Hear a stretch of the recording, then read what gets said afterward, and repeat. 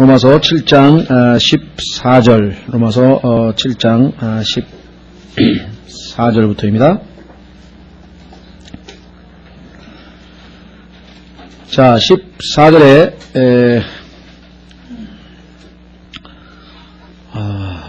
12절과 내용이 유사한 내용이죠. 우리가 알거니와 율법은 영적이나 그랬습니다. 아까 12절에 보시면 율법도 거룩하고 명령도 거룩하며 의롭고 선하도다. 자, 율법은 영적인데 내가 영적이면 아무 문제가 없을 테인데 문제는 그 율법 앞에 서 있는 내가 육신적이어서 이렇게 되어 있네요. 자, 그래서 죄 아래 팔렸기 때문이로다. 자, 이 팔렸다는 말이 우리가 다시 과거에 죄에게 팔려있는 우리를 예수 그리스도께서 핏값을 주고 사셨죠? 예, 그래서 우리가 노예 상태에 있었던 것 또는 인질로 사로잡혀 있었던 상태, 그 얘기를 하는 것이겠죠. 자, 지금 현재 본인이 육신적이라 이렇게 얘기를 했습니다. 분명히 주님께서 다시 값을 치르고 사왔는데도 불구하고 우리가 육신적일 때에는 실제적으로 다시 죄에게 묶여있는, 팔려있는 그런 상태가 되는 것이죠.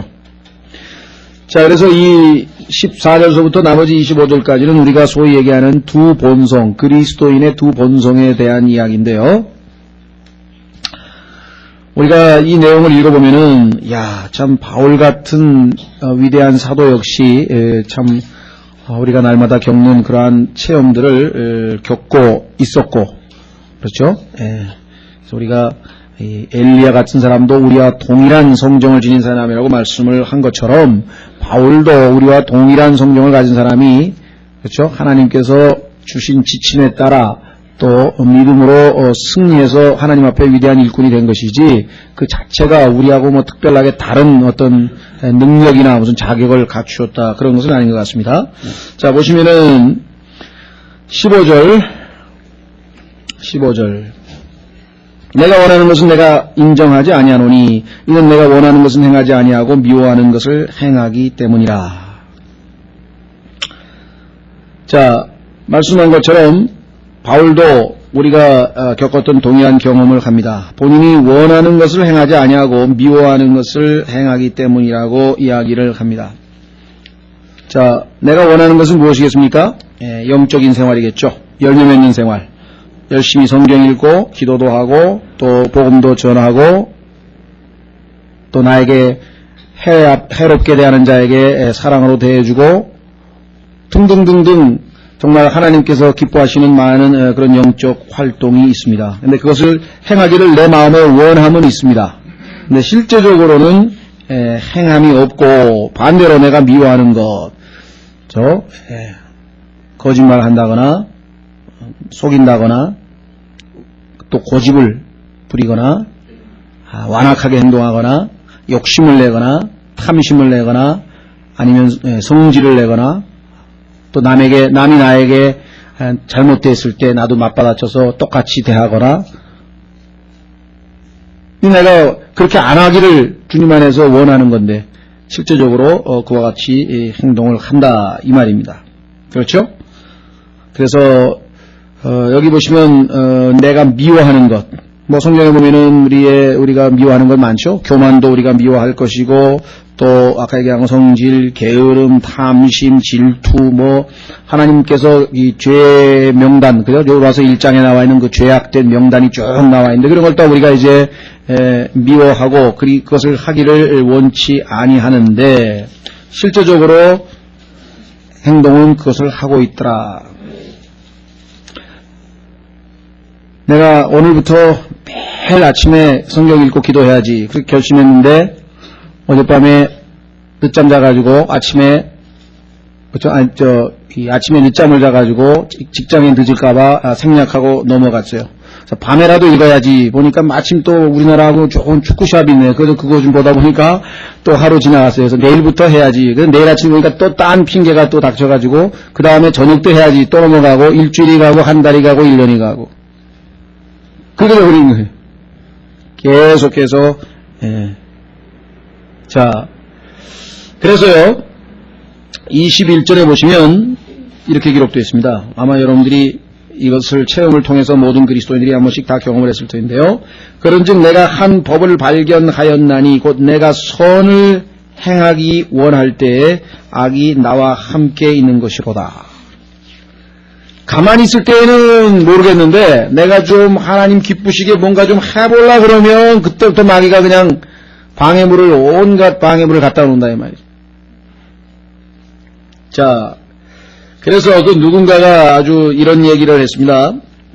사실 영적인 분별력이 없는 사람의 발언 같아요.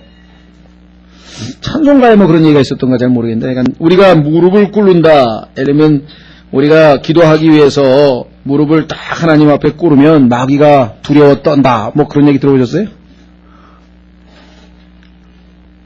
찬송가 어디에서 내가 본 것 같기도 하고, 그냥 어디서 들은 것 같기도 하고. 그리스도인이 하나님께 기도하게 해서 무릎을 탁 꿇으면은 마귀가 두려워가지고 떤다고 이렇게 얘기들 많이 하는데, 그건 성경을 잘 몰라서 하는 소리입니다. 그때부터 마귀가 공격 준비를 하고 떨기는 왜 떨어요? 그때까지 놀고 있다가 지금, 여태까지 육신적으로 행동하던 사람이 이거 왜 갑자기 이거 왜 이래, 무릎을 왜 꿇어 하면서 그때부터 이제, 탁 기도할라 치면 이제 온갖 잡생각이 떠오르거나 아니면 졸리게 만들거나. 그렇죠. 내가 오늘은 주일날 가가지고 설교를 정말 한 번도 중간에 저기 안 하고 그냥 똑바로 제대로 알아들어야지. 그러고 딱 넘는데 그냥 그때부터 뭐 졸음이 쏟아지기 시작하거나 아니면은 뭐 어제 있었던 그 속상한 일이 그냥 올라와가지고 그냥 그 생각하다 보니까 그냥 설교 다 끝났다. 그러니까 아예 그런 걸 의식하지 않을 때는 모르겠는데 여기 21절에 보면은 선을 행하기 원할 때만 그런 일이 벌어지는 거예요. 그러니까 마귀도 같이 쉬고 있다가 딱 하나님을 위해서 뭔가 해보려고 그러면 안 되지 하고 딱 나타나는 거예요. 예? 그렇죠. 너무나 아무렇지도 않아서 아무 일도 없었어. 그래서 내가 이렇게 게을러서 안 되겠지. 내가 오늘부터 정말 이 토요일날 이렇게 친구들 만나고 내가 이럴 게 아니라 근데 성경 공부 좀 가야지. 근데 그때 보면 그냥 이상하게 그렇죠? 뭔 저게 생겨가지고서는 못 가게 만든다거나 이런 일들이 약간 비일비재하게 일어납니다. 우리가 그걸 눈치채지 못하다 그러죠. 선을 행하려고 할 때 일어나요. 그렇지 않을 때에는 아무렇지도 않아요. 아무 일도 없다는 것이죠. 자, 그래서 다시 15절 내가 원하는 것을 인정하지 아니하는다. 왜 인정하지 않느냐? 여기 나와 있어요. 16절. 죄송합니다. 어디냐? 15절에. 왜 인정하지 않는다는 얘기는 뭐냐면 내가 스스로 원해서 한 게 아니라 이 말이죠. 우리도 여러분들 우리나라 법에도 그런 거 있죠. 어떤 사람이 자발적으로 자기가 이 죄를 저지를 때 하고 윗사람이 시켜가지고 할 수 없이 한 거 있죠. 왜? 그런 거 있잖아요. 그러니까 시킨 사람이 더 죄가 큰 거 아니에요. 예를 들면 뇌물 받을 때에도 본인은 그냥 갖다 주라 그래가지고 그냥 할 수 없이 차에다 싣고 심부름만 하지 나는 그게 뭔지도 몰랐다 뭐 이런 사람들이 있을 거 아니에요. 그러니까 사실 자기 스스로가 의도적으로 한 게 아닐 경우에 그러니까 이 경우도 지금 바울이 무슨 얘기를 하냐면 내가 원하는 게 아닌데 내가 했다 이거죠. 원하는 건 아닌데 미워하는 건데 그러니까 내가 인정 못하겠다. 그러면서 16절 그런즉 내가 만일 원치 않은 그것을 행하면 이로써 율법이 선하다는 사실에 동의하는 것이니 그렇죠. 인정하는 거죠. 내가 이것은 나쁜 거다. 미워하는 거다. 알면서 했으니까 미워한다는 얘기는 그게 틀리다는 것. 그러면 율법은 선하고 나는 선하지 못하다는 것을 인정하는 셈이 되는 거죠. 그렇죠? 네. 자, 그래서 뭐 상식적으로 그렇다면 이제 율법이 선하다는 사실에 내가 동의하는 것이니 그런즉 이제는 그것을 행하는 자가 더 이상 내가 아니요 내 안에 거하는 죄니라. 이게 지금 바로 구원받은 사람과 구원받지 않은 사람의 차이입니다. 구원을 받지 않은 사람의 경우에는요 행하는 게 바로 자기예요. 그런데 구원받은 사람의 경우에는 아까 말한 것처럼 어떻게 됐어요? 분리가 됐잖아요. 나의 혼과 육체가 지금 분리되어 있기 때문에 실제적으로 내 몸이 행동을 해가지고 어떤 예를 들면은 행동을 했죠. 남의 물건을 훔쳤다 이거야. 그럼 내 뭐가 한 거예요? 육체가 있는데 그 육체 안에는 누가 있어요? 죄가. 그러니까 죄가 한 거지 나는 안 한 거야. 왜? 나의 속사람은 하나님의 복을 사랑하기 때문에 나의 속사람, 내 안에 있는 거는, 내 안에 있는 나의 속사람은 떨어져 있었죠? 분리되어 있었죠? 그래서 안 한다 그랬죠? 안 하는 것뿐만 아니라 할 수도 없다고 성경에 써 있어요. 여러분과 제 안에 있는 속사람은 죄를 지을 수가 불가능해요. 불가능. 한번 확인해 보겠습니다. 이 두 본성을 정확하게 우리 이해를 못하면 요한일서 3장에 있는 구절도 아주 혼동이 생깁니다. 요한일서 3장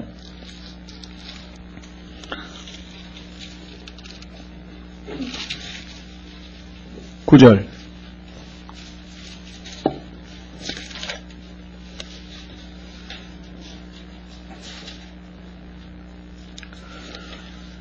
자, 요한일서 3장 9절은요. 누구든지 하나님에게서 난 자는 죄를 범하지 아니하나니 이렇게 되어 있죠. 이는 그분의 씨가 그 속에 머물러 있기 때문이요. 그랬네요. 이는 그분의 씨가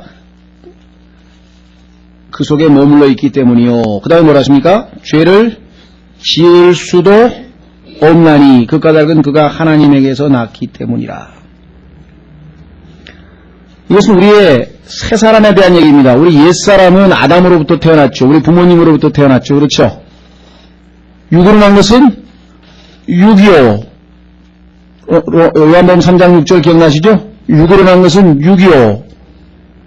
그 다음에 성령으로 난 것은 뭐예요? 우리의 영이라 그랬잖아요. 성령으로 난 것은 우리의 영이라. 그러니까 여기에 요한일서 3장 9절에 하나님께로 난 것은 우리의 육이가 아니에요. 우리의 육은 하나님께로 난 적이 없어요.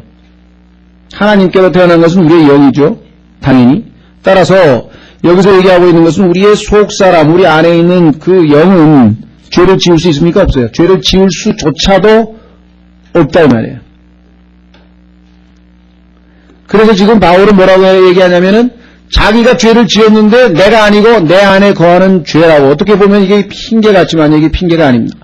요한일서 3장 9절을 잘못 해석하면은 은사주의자들 가운데는요, 소위 말하면 이거 완전함, 다시 말하면 예수 그리스도를 믿는 사람들은 절대로 죄를 지어서는 안 된다, 또는 짓지 않는다, 이렇게 해서 극단적으로 얘기하면은 죄를 짓는 사람은 구원 못 받았다, 이렇게까지 얘기하는 사람이 있고. 왜? 죄를 질 수 없다 그랬으니까, 하나님께로 태어난 자를. 그렇죠? 그 성경에 보니까 지금 바울은 하나님께로 태어난 자일 뿐만 아니라 어떤 사람입니까? 최고의 사도인데도 불구하고 지금 로마서 7장에서 지금 내가 원하는 바 선은 행치 아니하고 원치 아니하는 바 악을 한다 그러면서 지금 미워하는 짓을 하고 있다고 지금 현재 시제로 계속해서 써놨는데, 그러면 바울은 구원을 받은 겁니까? 안 받은 겁니까? 당연히 받은 거죠. 그 구원받은 사람이 어떻게 이런 짓을 할 수 있느냐? 뭐는 할 수 있어요? 예, 육은. 그래서 여기 지금 바울은 7장 17절에 그런즉 이제는 그것을 행하는 자가 더 이상 내가 아니요 내 안에 거하는 죄인이라. 왜? 이는 내 안에, 곧 내 어디요? 육신 안에. 내 영 안에 말고 내 육신 안에. 제한이 되어 있잖아요. 내 육신 안에 선한 것이 거하지 아니하는 줄을 내가 알기 때문이니. 자, 그래서 결국은 내가 원치 아니하는 그것을 속아서 내가 이용당해서 한 것뿐이지, 진짜 나, 그리스도와 결혼한 나, 새로운 나는 뭐예요? 죄를 안 지을 뿐만 아니라 지을 수도 없는 하나님의 성품, 하나님의 생명이라는 것이죠.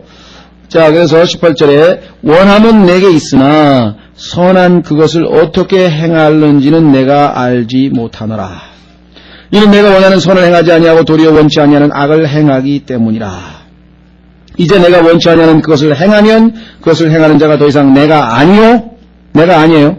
참 나는 죄 지을 수 없다 그랬어요. 내 안에 거하는 죄니라. 그래서 우리가 아까 얘기했던 영적 할례라고 하는 사실을 정확하게 이해를 해야지만 우리가 이 구절을 충분히 이해할 수 있습니다. 우리 안에 계속해서 있는 영적인 갈등 한번 확인을 해보겠습니다. 갈라디아서 5장에 가면은 우리 안에 있는 두 육신과 성령의 소욕과의 대결에 대해서 이렇게 이야기를 합니다.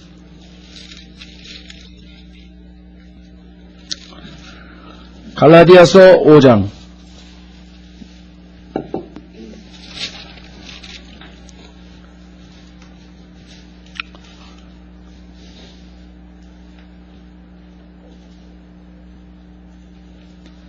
13절, 갈라디아서 5장 13절부터 형제들아 너희가 부르심을 받아 자유하게 되었으니, 자, 우리는 죄로부터 자유함을 얻게 되고 율법으로부터 자유함을 얻게 됐다고 하는 사실을 이미 로마서 6장과 7장을 통해서 보았습니다. 그런데 오직 자유를 육신의 기회로 쓰지 말고, 그런데 육신의 기회로 쓰는 사람들이 있기 때문에 지금 문제가 생긴 거죠. 사랑으로 서로를 섬기라. 14절, 이는 온 율법이 너는 내 이웃을 내 자신과 같이 사랑하라 하신 이 한 말씀 안에서 성취되었음이라. 만일 너희가 서로 물고 삼키면 서로에게 소멸될 터인즉 그리 되지 않도록 조심하라. 16절, 내가 이것을 말하노니 성령 안에서 걸어라. 그리하면 너희가 육신의 욕심을 이루지 아니하리라. 이게 이제 로마서 8장에 나오는 해결책하고 똑같은 방법인데요. 왜냐, 이는 육신은 성령을 거슬러 욕심을 부리고 성령은 육신을 거스르기 때문이니 이 둘이 서로 대적함으로 너희가 원하는 것들을 능히 하지 못하느니라. 아까도 말씀드렸지만 선을 행하려고 할 때 악이 나에게 함께 한단 말이죠. 내 마음으로는 하나님의 법을 섬기는데 내 육신으로는 죄의 법을 섬긴단 말이죠. 계속해서 이 둘이 우리 안에서 갈등을 벌이고 있게 된다는 사실입니다. 자, 그래서 갈라디아서 3장으로 가보시면요, 이와 같이 로마서 7장에 속해 있는 사람들을 뭐라고 지금 설명하느냐, 이렇게 설명을 합니다. 갈라디아서 3장 3절, 갈라디아서 3장 3절, 너희가 이같이 어리석으냐. 성령 안에서 시작하였다가 이제는 육체로 완전해지고자 하느냐. 로마서 7장에 있어서의 육신적인 사람들의 특징은 뭐냐면요, 성령으로 말미암아 믿음으로 성화되어져 가야 되는데 그게 아니라 그 성화를 자신의 육체적인 노력으로 율법을 지킴으로 해결해 보려고 하는 것이죠. 그래서 지금 갈라디아에 있는 그리스도인들이 바로 지금 이 로마서 7장에 해당되는 그러한 사람들입니다. 자, 다시 로마서 8장으로 와서요. 죄송합니다. 7장으로 와서요.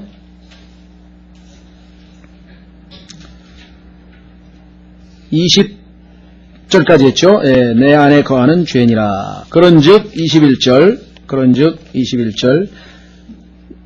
내가 한 법을 발견하였나니 곧 내가 선을 행하기 원할 땐 악이 나와 함께 있는 것이로다. 아까 말씀을 드렸었습니다. 그렇죠?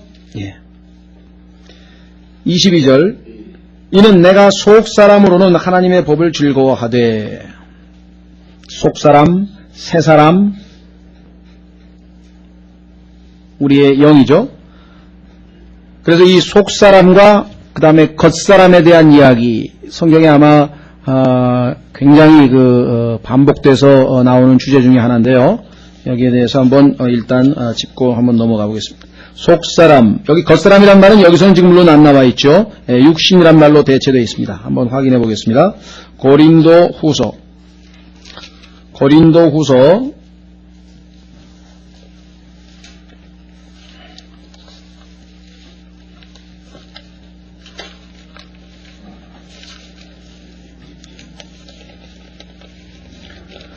4장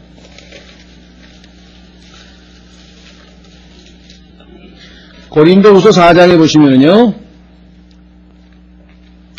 16절과 17절, 18절입니다.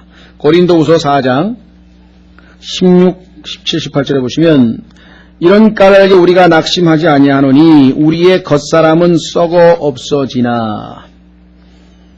그렇죠? 우리는 그래서 썩어 없어지는 몸, 그래서 뭐라고 여기라 했습니까? 죽은 것으로. 그렇죠? 죽었으니 죽은 것으로 여겨라. 죽은 줄을 모르느냐 하면서 계속해서 이 죽음에 대한 얘기를 했었죠. 썩어 없어지나 속사람은 날마다 새로워지는도다.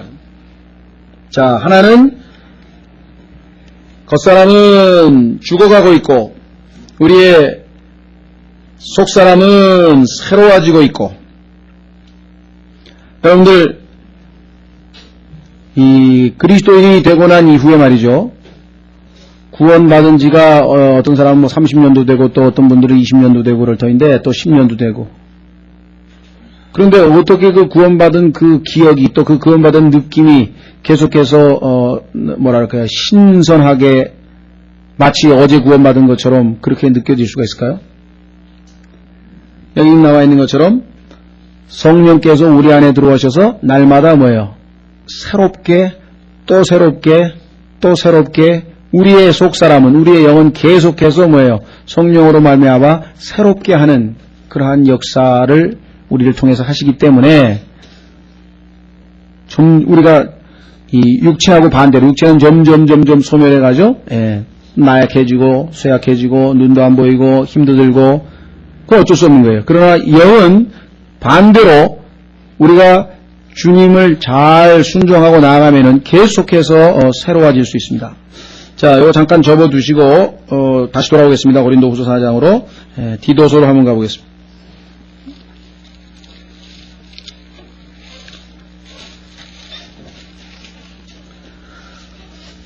디도서 3장, 디도서 3장 4절, 디도서 3장 4절에 우리가 구원받은 이후의 모습이 이렇게 기록되어 있습니다. 디도서 3장 4절, 사람을 향하신 우리의 구원자 하나님의 친절과 사랑이 나타나서 그분께서 우리를 구원하시되 우리가 행한 의로운 행위로 하지 아니하고 자신의 긍휼에 따라 다시 태어남의 씻음과 중생, 거듭났죠? 죄의 피로, 죄 씻음을 받고 우리가 중생했어요. 그 다음에 뭐라고 했습니까? 그 다음 땅에 성령의 새롭게 하심으로 하셨고, 또 우리의 구원자 예수 그리스도를 통하여 우리에게 성령님을 풍성히 부어주셨으니 이것은 우리로 하여금 그분의 은혜로 의롭게 되어 영원한 생명의 소망에 따라 상속자가 되게 하려 하심이라. 씻음만 있는 것이 아니라 새롭게 하심이 우리 삶에서 매일매일 이루어지고 있다고 말씀합니다. 다시 고린도 후서로 돌아오시면요,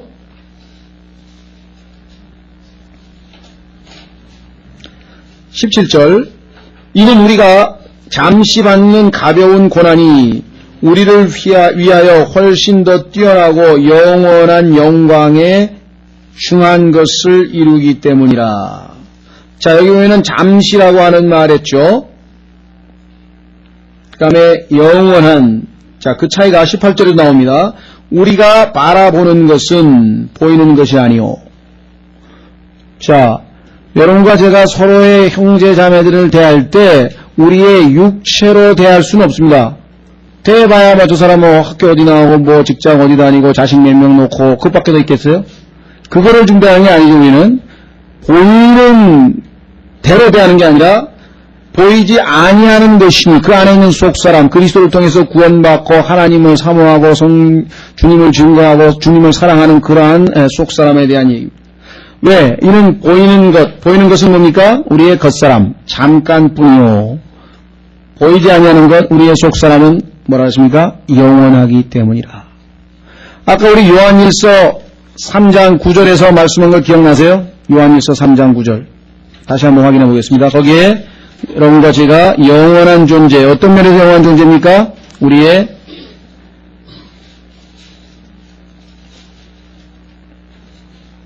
죄송합니다. 요한일서가 아니고요. 베드로전서 1장 23절에 보시면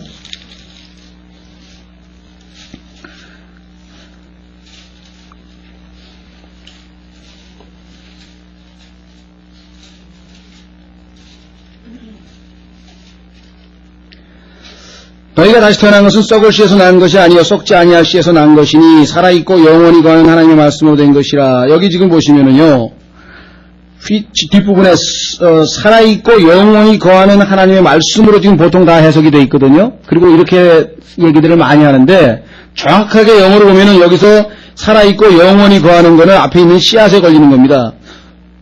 By the word of God이라고 하는 것은 말씀에 의하여 이런 말이고요. 실제적으로 뒤에 그 대명사 which가 받는 것은 incorruptible, 썩지 않는 씨에 대한 이야기입니다. 그래서 우리의 속사람, 구원 받은 우리 속사람이 영원히 거한다라고 하는 내용입니다. 자, 그래서 다시 고린도후서 4장으로 와서 정리를 합니다. 아까 로마서 7장에서 봤던 속사람과 겉사람의 비교를 해보면요. 자, 첫 번째 겉사람은 뭐라고 했습니까? 썩어 없어진다, perish, 망한다 또는 죽는다, 뭐 여러 가지 표현을 했습니다. 썩어 없어진다 그랬고요. 두 번째 보이는 거라고 했고요. 그렇죠? 세 번째 일시적인 것, 임시적인 거라 해서 잠깐 있을 뿐이라 그랬죠? 자, 겉사람의 특징 지금 세 가지 나왔죠? 첫째, 썩어 없어진다. 둘째, 보이지 않는다. 죄송합니다. 보인다. 세 번째, 잠깐 있는 일시적인 것이다. 자, 그 다음에 네 번째 보면은요, 고린도후서 5장 1절, 바로 거기, 5장 1절에 보시면, 만일 땅에 있는 우리의 이 장막집, 뭘 얘기합니까? 우리의 겉사람, 우리의 육체를 얘기하죠? 땅에 있는 이 장막집, 지금 이걸 집이라 했어요, 집. 그러니까 집에 잠깐 거하고 있는 것 뿐인데, 그 집은 어떻게 됩니까, 나중에? 해체되면, 땅으로 들어가가지고요, 뭐, 며칠 땅에다 묻은 지 얼마 있으면 다 해체해버려요. 그렇죠. 자, 그 다음에 해체된다 그랬고요. 그 다음에, 4절에 보시면은요, 고린도후서 4장, 5장 4절에 보시면은요, 우리가 이 겉사람을 입고 있는 동안, 언제입니까? 구원받고 나서부터 시작해서, 언제? 휴거될 때까지, 아니면 죽을 때까지. 그 기간 동안에 우리가 하고 있는 게 뭡니까? 4절. 이 장막에 있는 우리가 짐을 진 채 뭐라고 얘기했다고요? 신음하는 것은 우리 안에 있는 영적 전쟁으로 인해서 신음하죠. 죄가 우리를 기회를 타서 괴롭히니까 신음하죠. 로마서 8장에 보면 우리가 신음한다 그랬더니 신음. 예수 그리스도를 믿고 구원받으면 만사 형통에 대해서 아멘 할렐루야, 날마다 아멘 할렐루야, 그게 아니고 신음하고 산다고요. 주여, 왜 이렇게 일어나면 안 됩니까? 또 기도할 거고요. 왜 자식은 이렇게 말을 안 들습니까? 왜 나는 원하는 그 일은 하지 아니하고 원치 아니하는 그 일만 하는지요? 주여, 신음할 거 신음. 자, 반면에 여기 속사람은 뭐라 그랬습니까? 새로워진다 그랬고요. 그 다음에 안 보인다 그랬고요. 그 다음에 영원하다고 그랬죠. 그렇죠? 예, 영원하다 그랬어요. 자, 그래서 우리는 이 로마서 7장 17절에 나와 있는 이 속사람이 가장 잘 설명되어 있고 또 겉사람과 비교되어져 있는 부분이 바로 이 고린도후서 4장에 있는 부분입니다. 그걸 잘 참조하시면은 우리는 한마디로 하자면 죽어있는, 그죠? 또는 죽어가는 몸 안에, 그죠? 죽어가는 겉사람 안에서 살아있는 속사람이에요. 우리가. 그러니 속사람을 따라 살면 좋은데 겉사람을 따라 살면 어떻게 되겠냐 이 말이에요. 그러면 항상 그리스도인은 속사람만 따라서 사는가? 아니다 이게. 바울 같은 경우도 지금 겉사람을 따라서 살다가 실패해서 주저앉았죠. 여러분들 이스라엘 백성들이 출애굽한 다음에 전쟁을 했는데 아말렉과의 전쟁. 지난번에 아마 뭡니까 10시부터 한 성경 공부 라영 선생님이 그 아말렉의 특징에 대해서 자세하게 아마 했을 때 여러분들 기억나시는지 모르겠어요. 아말렉 육신을 대표한다 그랬잖아요. 그래서 아말렉을 다 물리치고 모세가 그죠? 손 들고 기도하는 동안에 싸웠잖아요. 그래서 다 물리치고 승리해서 그 다음에 요단강까지 건너가지고 들어갔는데 그 다음에 뭐 했습니까? 전쟁이 없었습니까? 들어가면서부터 또 전쟁이에요. 영적 전쟁. 또 전쟁. 전쟁을 한 번 해서 승리해가지고 그 다음에 좀 뭐예요. 푹 신난다 하고 안주하는 순간에 어떻게 됐어요? 아간이라고 하는 자가 외부가 아니고 내부에서 죄가 발생했어요. 이스라엘 민족 내부에서 죄가 발생해가지고 다시 무너졌죠. 그렇죠? 그게 바로 로마서 7장 25절 아닙니까? 예수 그리스도 우리 주를 통하여 내가 하나님께 감사하노라. 그런즉 이와 같이 내 자신의 마음으로는 하나님의 법을 섬기되 육신으로는 죄의 법을 섬기노라. 주님께서 오실 때까지 계속해서 이것이 지금 뭐예요? 우리의 영적 갈등과 투쟁으로 남아있다는 것이죠. 그래서 이것을 완전히 100% 해소할 수는 없죠, 우리가. 당연히. 그럼에도 불구하고 우리가 로마서 8장을 통해서 주님께서 주시는 승리의 비결은 물론 있습니다. 자, 그래서 다시 로마서 8장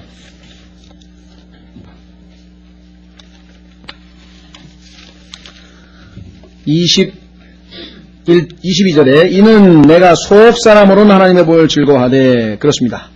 23절 그런데 내 안에 누가 있습니까?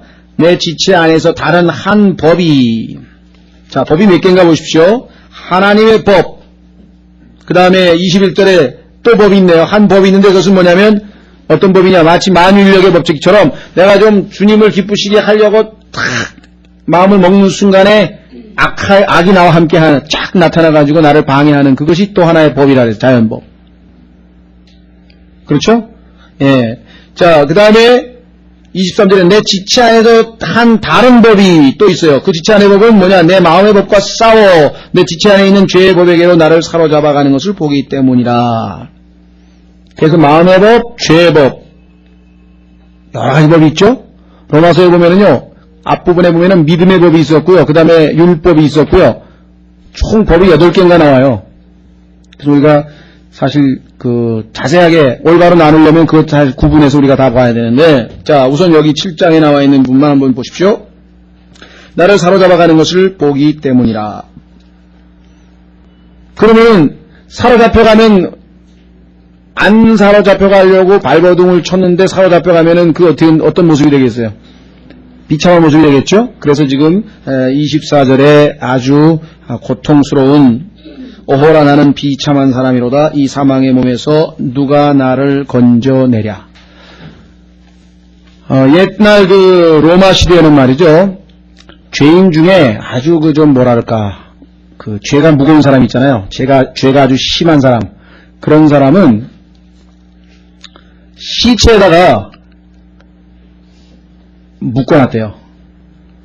시체에다 묶어가지고 지중해 바닷가에다가 이렇게 내팽개쳐 놓는 거예요.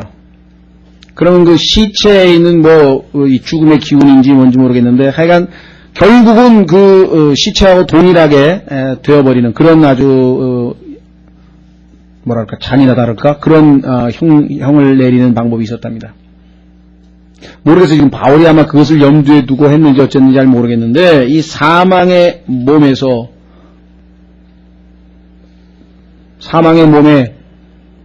뭡니까? 우리 육체죠. 죄가 들어있는 육체에 딱 이렇게 묶여가지고 그죠? 자, 아까 분명히 해방됐다 그랬고 율법으로부터 해방됐고 죄로부터도 해방됐다고 했는데 지금 다시 여기 보니까 뭐예요? 묶여있는 모습으로 지금 나타났어요. 그래서 누가 나를 건져내랴. 참 우리가 이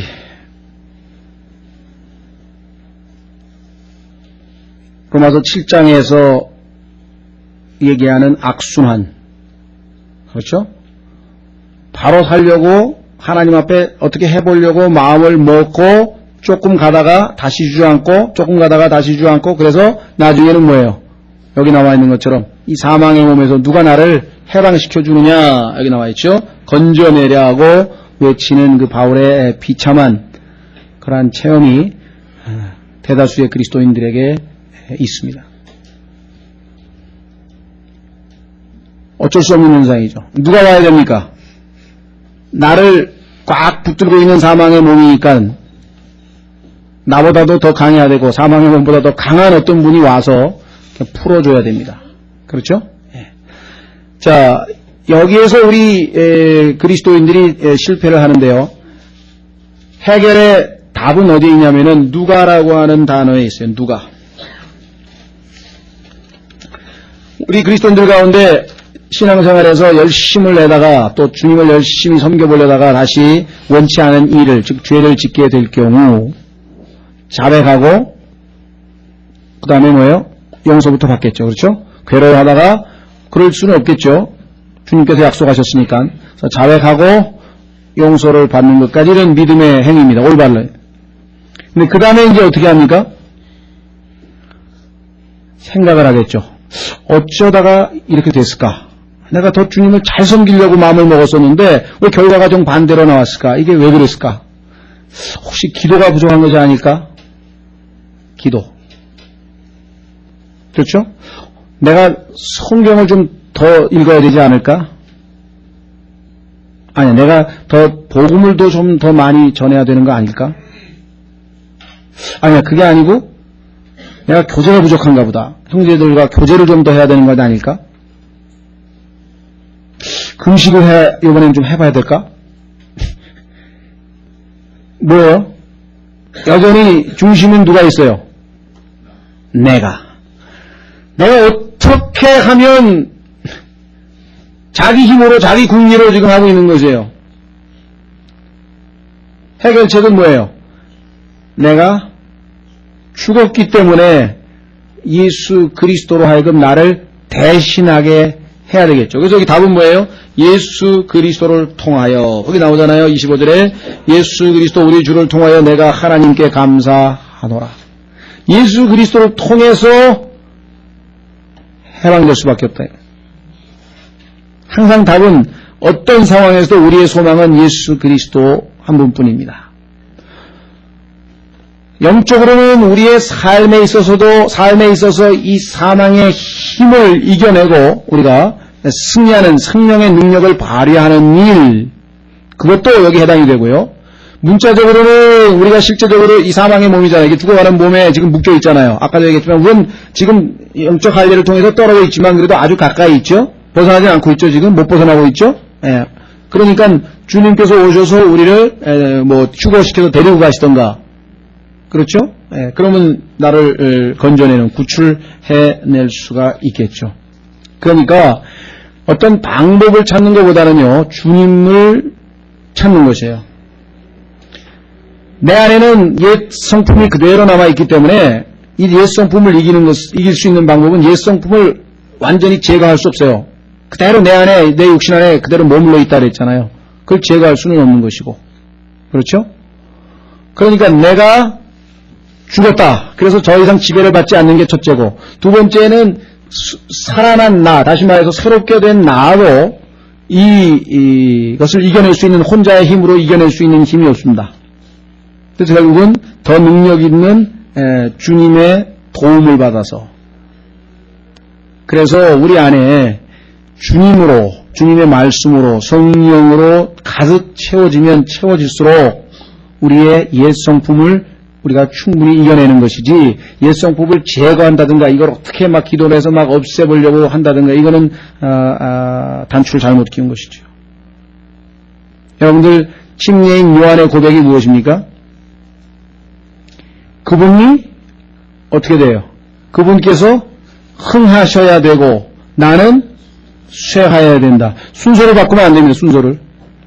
많은 사람은 자기부터 쇠하게 해보려고, 어떻게든지 죄를 없애보려고, 내가 어떻게든지 해보려고, 그게 아니고 적극적으로 주님을 찾고 말씀을 듣고 교제하고 이렇게 해서 주님을 통해서 주님을 함께 하는 가운데 뭐예요? 나의 육신적인 부분이 더 이상 활동을 못하게 막는 것이지, 이것을 이렇게 뿌리 뽑아보려고 막 금식을 하고 기도를 하고 어떻게 해보려고 하는 그런 방법을 찾아서는 안 된다. 그래서 주님께서 내 자신을 완전히 장악해서 점점 그리스도께서 내 안에 더 형성되시고 그러면은 육신이 기회를 활용하거나 육신이 틈을 탈 기회가 더 이상 없다는 것이죠. 그러니까 순서를, 위치를 주님으로부터 시작해야 돼요. 반대로 시작하게 되면은 결코 우리는 그래서 헤어나올 수가 없습니다. 자, 그래서 우리는요, 이제 옛성품과 새성품 사이에서, 또는 솥사람과 겉사람 사이에서, 또는 성령과 육신 사이에서 어떻게 표현을 하든 간에 갈등을 일으키고 있는 이 고통 가운데 비참한 사람이라고 자기 스스로를 고백하고 있는 이 사람이 결국은 해결책으로 예수 그리스도를 통해서 해결하는데, 그 예수 그리스도께서 우리 안에서 살아 역사하시는 구체적인 방법이 바로 로마서 8장에 나와 있습니다. 어떻게 우리가 구체적으로 체험할 것인가, 그것이 바로 로마서 8장입니다. 자, 그러니까 우리가 봤던 이 로마서 7장은 한마디로 하면요, 바울과 같은 영적으로 뛰어난 사람이라 할지라도 결국은 누구나 다 한 번씩 겪게 되는, 그래서 우리만 또는 영적으로 나약한 사람만 하는 것이 아니라 아까 말씀드린 것처럼 구원받은 그리스도인이라고 한다면 휴거되기까지, 즉 구원과 휴거 사이에서 지속적으로 한순간도 멈추지 아니하고 지속적으로 일어나고 있는 영적인 전쟁의 모습을 우리에게 보여주는 것이다. 그래서 우리는 주의 도움 없이는, 주님께서 나를 통해서 역사하시기 전에는 이 전쟁에서 결코 승리할 수 없고 반복되는 그런 패배를 맛볼 수밖에 없다. 그래서 내가 일어나서 한 번 해보고 또 한 번 해보고 또 한 번 해보고 또 한 번 해보고 기도를 통해서 해보고 이것으로 해보고 저것으로 해보고 막 반복하다가 결국은 나중에 뭐예요? 그것이 불가능하다는 사실을 우리가 완전히 인정할 때, 그때 더 이상 우리는 어떠한 그 노력이나 우리의 방법을 동원하지 아니하고 여기 나와 있는 것처럼 이렇게 하겠죠. 예수 그리스도 우리 주를 통하여 내가 하나님께 감사하노라. 그분께 자리를 내어드리고 그분께서 내 안에서 살아 역사하다 보니까 나는 뭐예요? 편하게. 그러니까 정말 열심히 주님을 섬기는 사람이 있어요. 정말 누가 봐도 참 헌신되어 있다. 그런데 기쁨은 하나도 없는 거예요. 속으로, 내적으로는 평안도 없고 기쁨도 없고 정말 그런 이 고뇌스러운, 힘들어하고 고통스러워하는 그러한 것이 있는가 하면, 똑같이 그렇게 열심히 주님을 섬기는데 늘 기뻐하고 즐거워하는 사람이 있다는 것이. 겉보기에는 그 어떤 스피리추얼 액티비티는 똑같아요. 근데 하나는 육신으로 하려니까 누구만 갖다나 뭔 새가 뭘 쫓아가려고 뭘 하나 얼마나 힘이 들겠어요. 거룩치 않은 육신이 거룩하신 예수 그리스도의 흉내를 계속 내고 있으니, 그것도 한두 번이지, 연극도 한두 번이고 발악도 한두 번이지, 그게 쉬운 일이냐고, 얼마나 힘드냐고요. 그 신앙생활이 이렇게도 힘든 것인가, 이렇게 나오면은 벌써 그건 잘못된 것이고요. 내적으로, 그렇죠? 주님께서 성령의 능력으로 내가 아니고 나의 안에서, 그랬죠. 내 안에서, 바깥이 아니고 외형적인 것이 아니라 내 안에서 이미 기쁨이 있고 이미 사랑이 있고 이미 열매가 맺히게 되면은 외부로 드러난 것은 너무나 자연스러운 현상이에요. 그렇죠? 안에 있는 것이 바깥으로 드러나는 것은 굉장히 자연스러운 현상이잖아요. 그런데 안에 없는데 그것을 바깥에 있는 것처럼 꾸밀려니까 그냥 치장을 해야 되고 뭐를 해야 되고 억지로 뭘 해야 되고, 그 얼마나 고통스러운 일이냐. 그래서 신앙생활이 힘들다 이래 되면 벌써 자기 스스로가 육신적인 걸 시인하는 것이고요. 기쁘다, 즐겁다, 그렇다고 해서 환경이 좋다는 얘기가 아닙니다. 어떤 상황에서도 기쁨을 유지할 수 있고 평안을 유지할 수 있고 내적인 그러한 안정감이 있고 온유함이 있고 부드러움이 있고, 그 열매죠. 그런 것이 있으면은 그건 벌써 성령께서 그를 이미 통제하고 있는 것이죠. 예, 그래서 우리는 이 로마서 7장의 체험은 우리가 자주 반복되지만, 그럼에도 불구하고 주님께서 이제 로마서 8장을 통해서 우리에게 승리를 구체적으로 체험할 수 있는 방법을 제시하셨다는 것입니다. 예, 오늘 로마서 7장까지만 보고요. 다음 시간에 계속해서 8장을 보겠습니다.